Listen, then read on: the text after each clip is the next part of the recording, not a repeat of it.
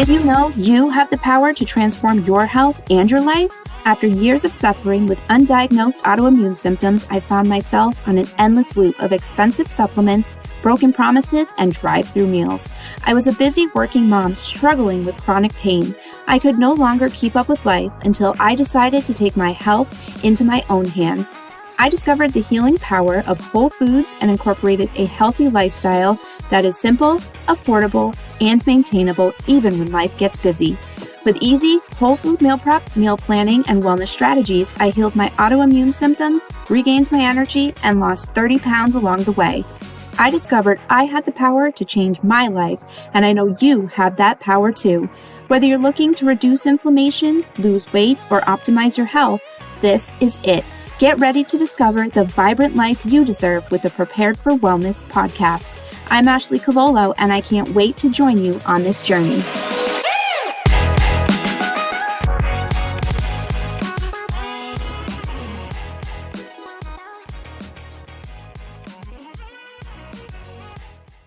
Welcome back. So I am here with another episode inspired by my health journey. So today, I wanted to share my latest adventure with food sensitivity. A few weeks ago, I went in to visit an allergist to have a nut prick test done, and I will say I'm lucky enough that I do not have a nut allergy, but rather a sensitivity. And I thought some of you might be able to benefit from this information, considering food intolerance affects an estimated 20% of Americans, but it is assumed that that number is most likely higher because people don't necessarily know what is causing their sensitivity symptoms. So here's how I discovered I had a food intolerance, and I'll also share what I'm doing about it. So a while back, I'll say even 3-4 months ago, I was eating walnuts and almonds daily as a healthy snack. I love walnuts. So I started making my own protein powder with them. It is a vegan recipe where you just take the nuts themselves and you blend them into a powder. I was not very lucky finding protein powders in the stores and online that I was able to digest. So this was my alternate option, and it was working for a little while, maybe about a month, and then all of a sudden one day, out of the blue, I had my morning smoothie, and then I got horribly sick. I felt like I had a wave of flu take over me. I was feverish, sweating, I had nausea, headache, and the worst part of it all was the excruciating stomach pains. I was in a ball in bed for hours, and then suddenly, after a few hours, the symptoms were gone. So I figured it was something strange that I ate or some odd virus or something. And then it happened again. And then it happened a third time. And by the third time, I was able to connect it to the almonds and walnuts. So I decided to be safe, I should call the doctor. So after a while, it took a few months to get in.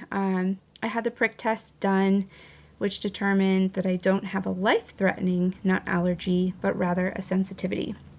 So what is the difference? And it's very important to know that, of course. So I'll break it down for you. When it comes to food intolerances, enzymes within the body are unable to break down certain foods, and that causes digestive issues. Symptoms can appear within an hour to 24 hours after consumption. The larger the quantity of a particular food that is consumed typically determines the severity of the symptoms. And common symptoms are congestion, runny nose, itchy skin, nausea, belly pain, bloating, vomiting, diarrhea, feverish, headache, migraine, and feeling tired.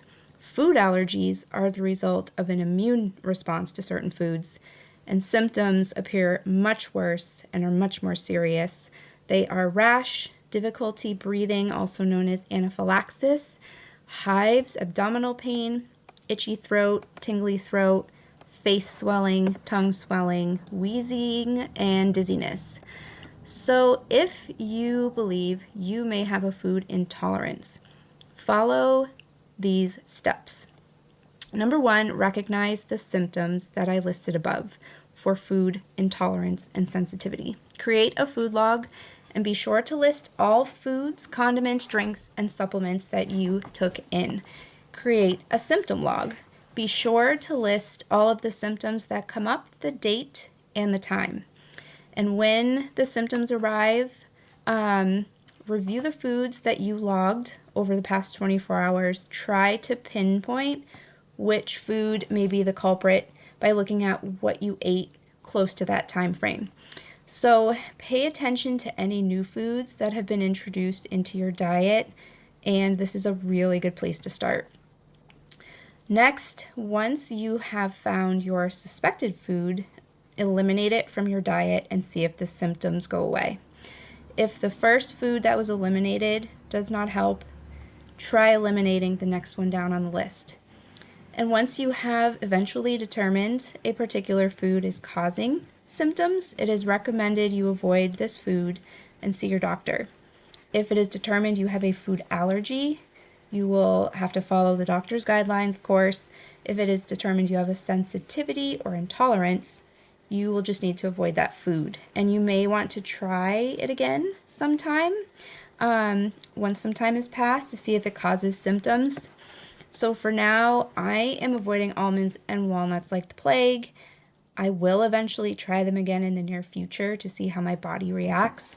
And it's helpful to note food sensitivities can change over time, which is really interesting.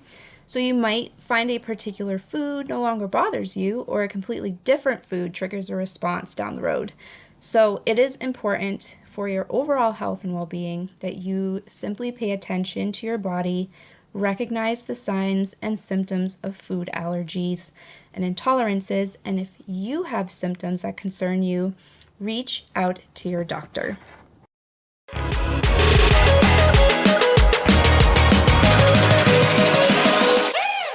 Thank you so much for spending time with me today. I hope this episode helped you in your health journey and just maybe you learned something new.